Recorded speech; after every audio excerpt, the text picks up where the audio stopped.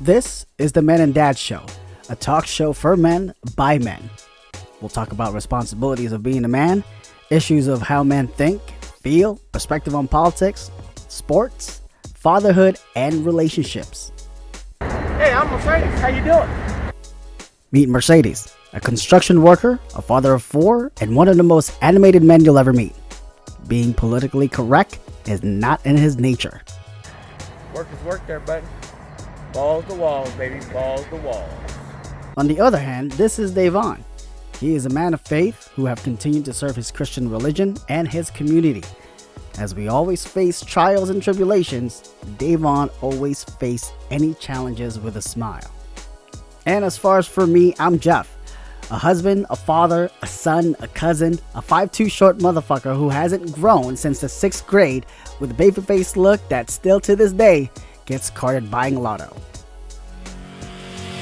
Welcome to the Men and Dad Show.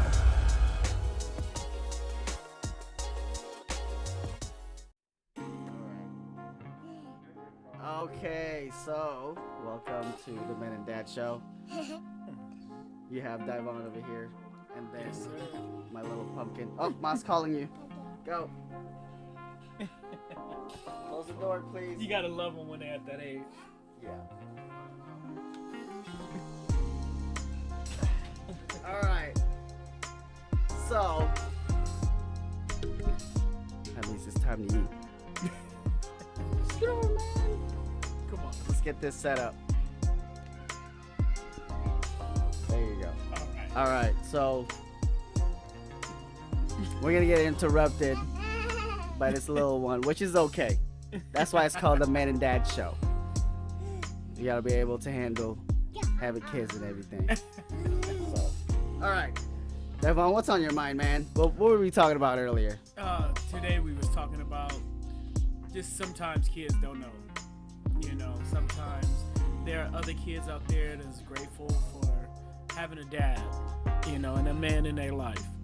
And so I was telling Jeff today, my daughter had this friend once upon a time. We was going out and I would always take them roller skating. My daughter would always just have things and they didn't. So I told my daughter how to share. I was teaching my daughter how to share. And in doing that, I planted a seed in other kids. And I didn't even know that. Why is that important? That is important because some kids be hurting and they don't know who to go to. Some kids don't know how to express their feelings until you like dig into them. Right. And well, you know, let's do it in a little more details how you were telling me. So, I mean, you know, you took these kids out, but what was the nature of the background of why they just got so excited on something so simple like taking them out to the skate?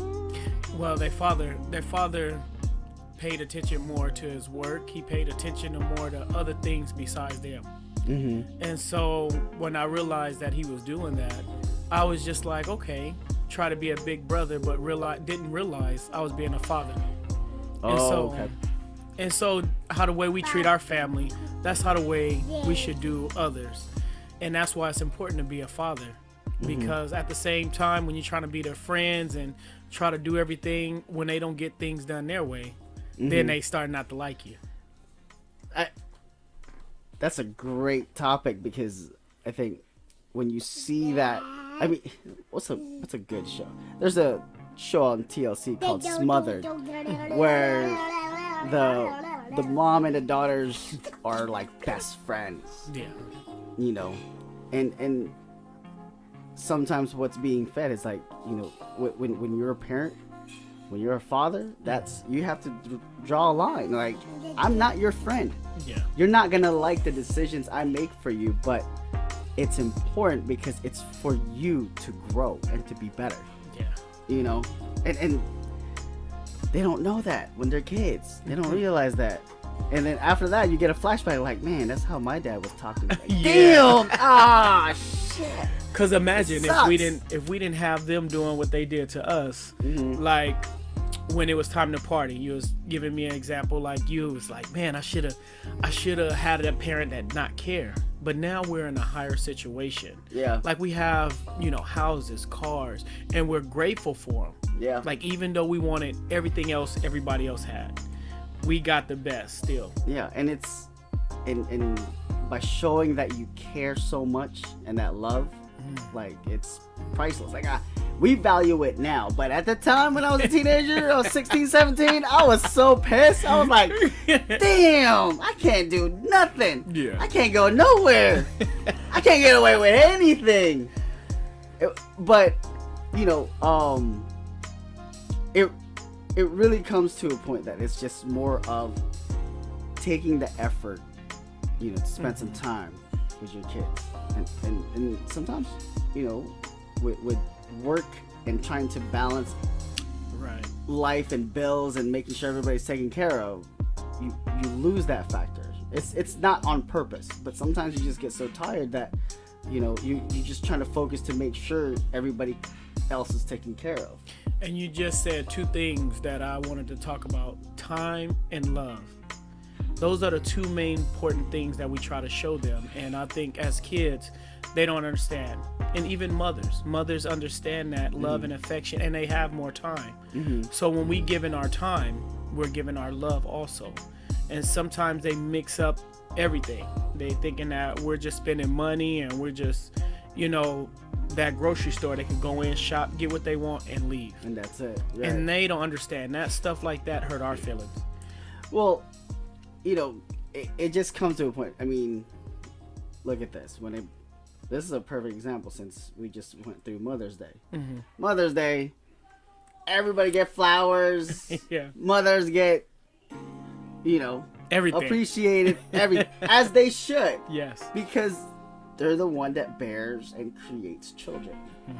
So, but when it comes to Father's Day, I think we're like the 20th place out of all holidays, as far as being celebrated. Yeah. There's not a lot of money on that. No, it's Father's is. Y'all appreciate what we give you. Right.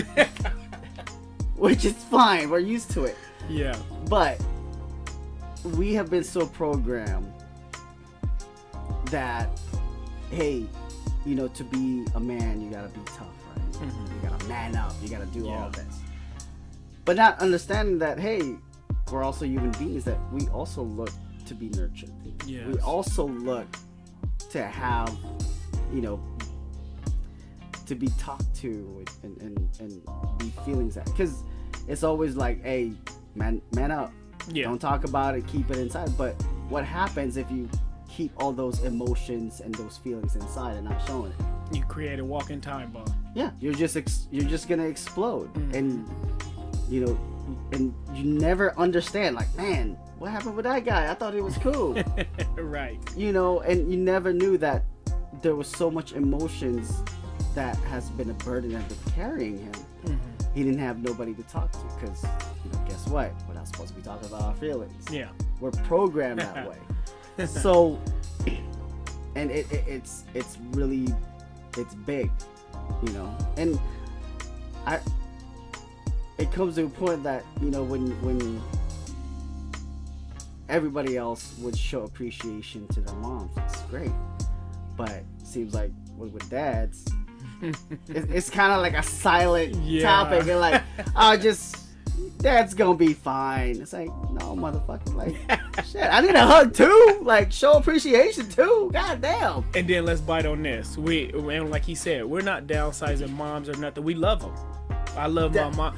I love my stepmom and two parents. We was speaking on that. Two parents are great. You should never treat a step parent no different. My stepmom was there for me. That was my mother. So when things happen, I was just like in my feelings. Oh, you're not my mom. And what I've learned growing up was she fed me, she nurtured me, she made sure I knew how to read. And she took the effort. To help you. It grow. doesn't matter if you have two parents. It's that effort. And the thing with dads with the problem that we're fighting is that we want that same effort and that same love and respect that we are putting out. And even though we're coming down a little harder, we've been in life. We've been to work. We've been through like war, and we're showing them just how to push through the best way we know how. Yeah, it's just different on how we show our presence, because our presence is not the nurturing, because naturally the mothers are the nurturers. For us dads, we want to toughen up for growth. Yeah. We want to toughen you up so that way you're better able to adapt, or to handle yourself in society, to focus. Yeah. And it's not always gonna make you feel good. Yeah. And that comes to a topic on just with kids these days. It's like the moment that you don't feel good, oh, we gotta change all these policies, and you change it. Yeah. You're like, certain things you don't need to change. Certain things you just have to teach your kids how to grow. And it's not just you to deal with it or just put up with it. And not everything is you gotta stand up and make a change. Yeah. It's just more of, hey, you gotta learn how to take defeat. You gotta learn accountability. And you gotta learn how to get up. You just gotta understand the situation, because that's a good one. Because now that we've been in quarantine for a while, here's the story that I gotta say. Was a couple weeks ago, I was actually watching The Last Dance, the last episode, right? And we were in the living room, sitting. I was like, okay, it's cool. With this whole quarantine, the kids are doing online classes. Yes. So guess what? Kids are all at home. Now, it's not also healthy to just stay in your room. And you're right about that. You're not doing anything. You're just sitting in your room. With my oldest daughter, she loves to draw, so she just sits down and draws all day. So my wife suggested, hey, I'm going to make a schedule for you guys. Which meant, hey, from this time to this time, you'll do your studying. From this time to this time, you have your free time. From this time to this time, spend some time with your sisters or do some chores. Yeah. or your siblings. So when my wife just suggested that, my oldest one was getting ready to go to bed, and she grabbed water, and then she just started stomping. And I was like, what the hell? It just caught me off guard. That I was like, why are you so upset? So I was just like, oh hell no. So I turned off the TV. I was like, time out, wait a minute. So I was just like, who the hell do you think you are, stomping your ass like that? I'm like, do you pay bills on this motherfucker? Yeah. Do you pay mortgage on this motherfucker? Right. Like, they chose it all. It turns the whole emotions around. So I was getting heated. I was just like, first of all, you don't act disrespectful that way. Yes. Especially towards your mother. And I was like, do you realize like what you upset at? And it was for my oldest one, she wasn't sure how to handle a situation that's out of her hands. Hence that's the effect of, because we spoiled the kids. Yeah. But it was the notion where, oh, well, I don't know if my friends is gonna be on it. and I was like, I don't care about your friends. Like, your friends can adjust to you too as well. But she's a teenager, emotions are flaring, and she was just getting so upset and wild up, and I'm like, okay, calm down, sit down first. Yeah. And so throughout this whole powwow, it was coming to a point that's like, your kids are spoiled. Yeah. And then my wife shared her story about her background, growing up in the Philippines. I was sharing stories. I'm like, listen, we didn't have much growing up. Right. And they weren't really realizing that. But this was funny because, you know, my son was there too. I mean, it was time to go to bed. Yeah. So Logan was just like, Dad, can I go upstairs? And I was like, no, motherfucker, you staying here. You gotta listen in Right. to this shit too. And he's like, what are you doing? I was like, sit down. You're part of this now. We're having a family meeting. Maddie runs down and she's like, oh shit got serious. She runs back up. She's coming back up and down. I'm just like, you know. But what I had to break down to my oldest, I said, listen, you heard something that you didn't like that was out of your control. You could have just stopped, paused for a minute, and you could have just simply asked. I was like, you could have simply asked your mom that, hey mom, you know, how about I negotiate which time that I can talk to my friend? Right. And your mom would have been fine with it adjusting to that. But instead, you just got more upset. And I said, you know, this is part of growing pains. Mm-hmm. Because one, I don't think you're able to handle a stressful situation where it wasn't even that stressful at all. So it's dealing with stress management. So I was breaking it down. Mm-hmm. When I was communicating with you, I was breaking it down. You got upset that something that was going to change, that you felt that it was out of your hands, and all you had to do was communicate and negotiate back. Like, and that would have been fine. Yeah. Problem solved. You wouldn't have to be so upset. You know, and then because of that, it was just everybody got wild up where one situation could have been solved quickly, but it was a good eye-opening experience for her, because I was like, one, you don't disrespect us like that. Yeah.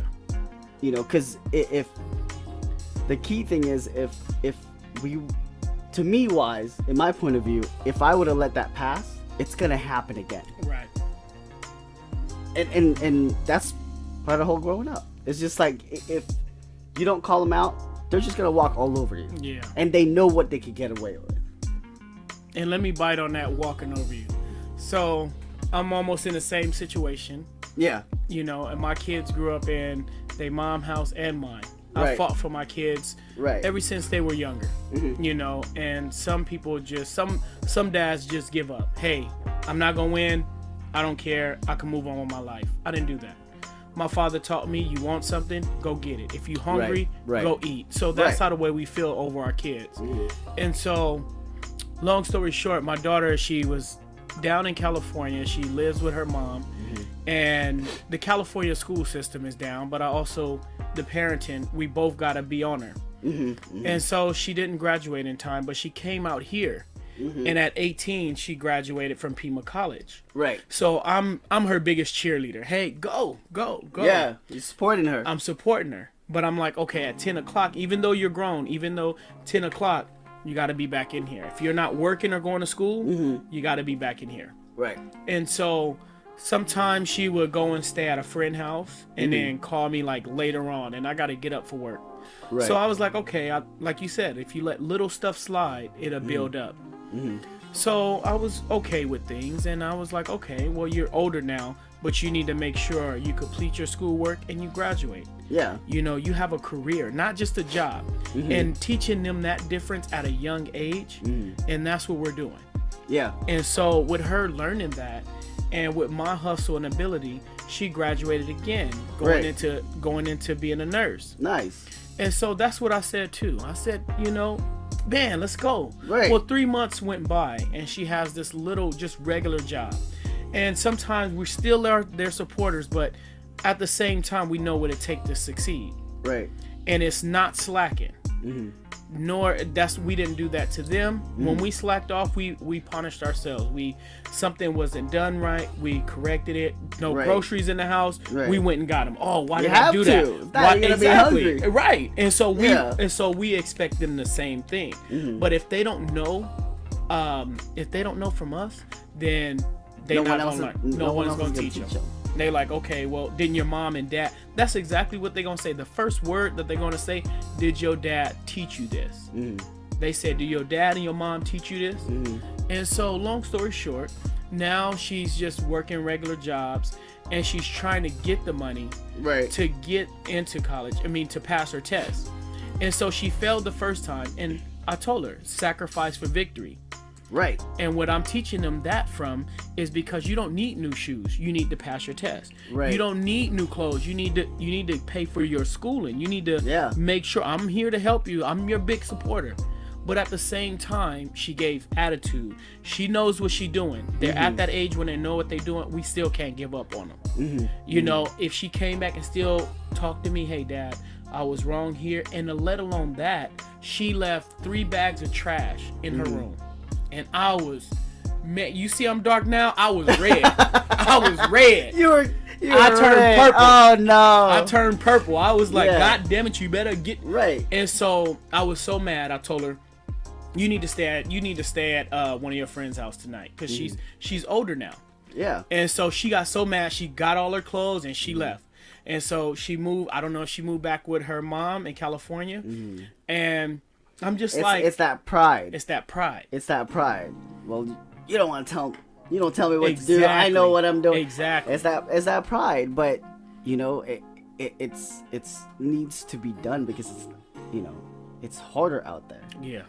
You can't just rely on, like, it's good to have friends, but you can't rely on them.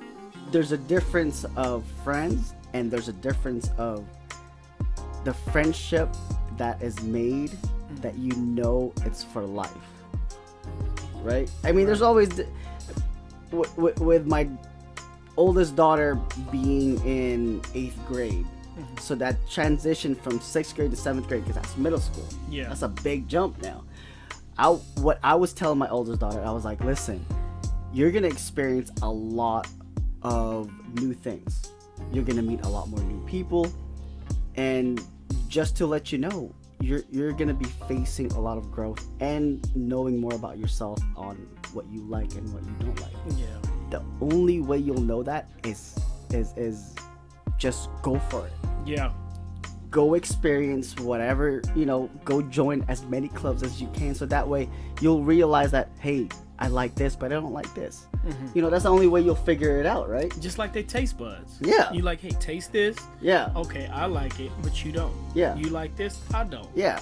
So it was to a point too that I was trying to prepare her. I was like, you're not only dealing, because middle school is, I think it's that age that is hard, because you're on a transition, but also it's a hard scene. Yeah.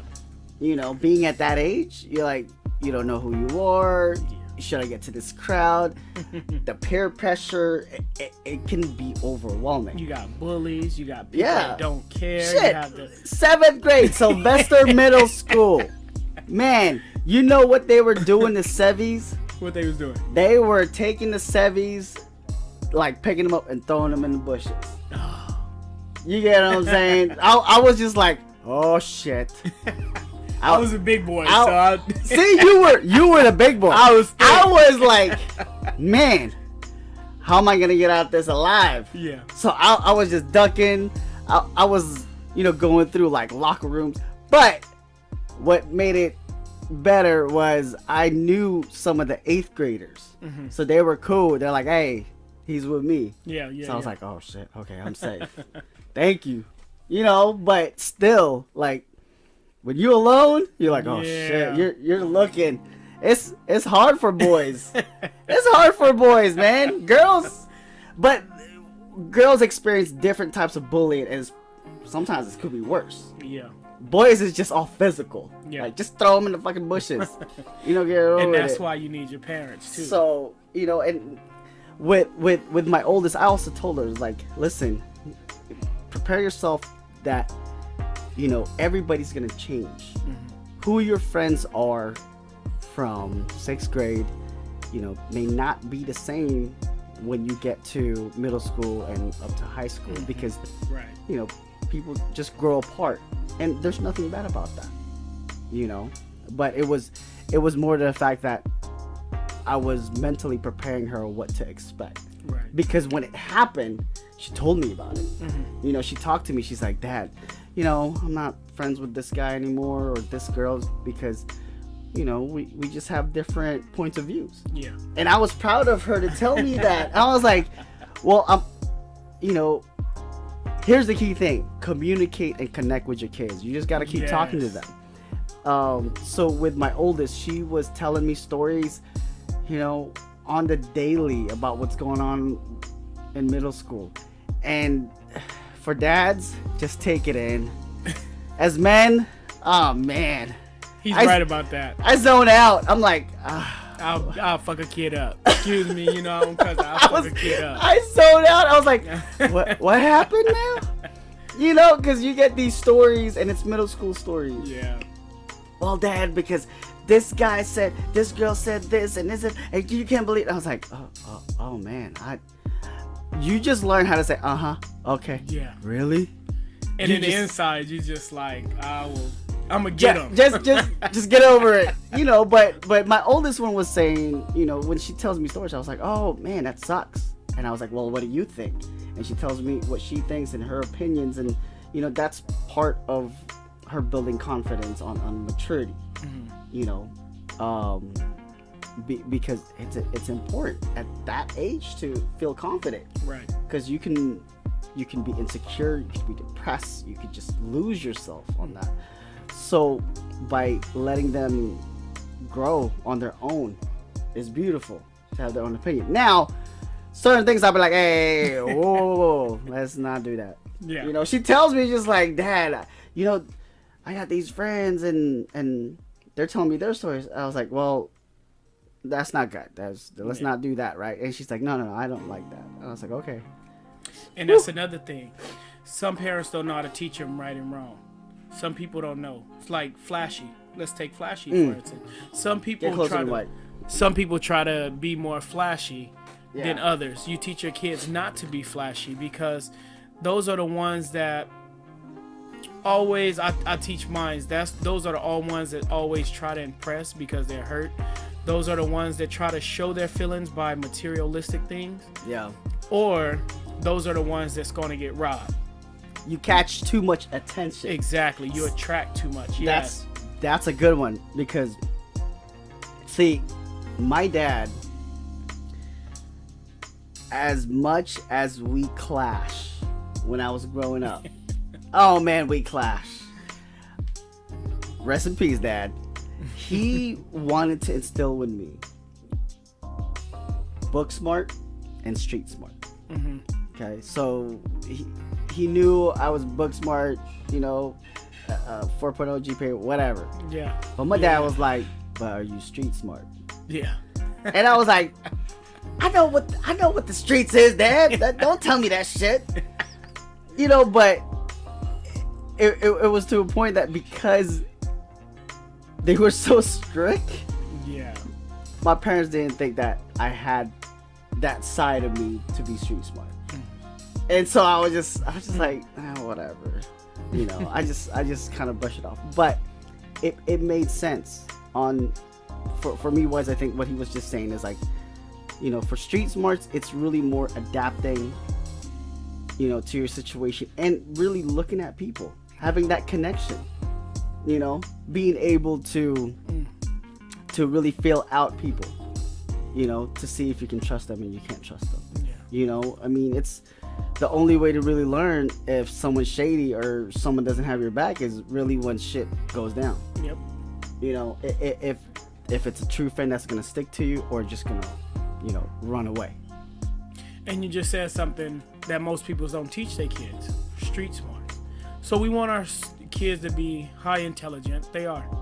But can you imagine dressing them up, having t-shirt and sweats, just being grateful for what they got, having them walk the streets and like literally, okay, you don't deal with this one. Why? Because this one looked like a smoker. You don't want him to take all your stuff. You don't want to deal with this one. This one looks shady. Yeah. If you have that kind of ethic and street smart, then you don't have to worry just the about mannerism.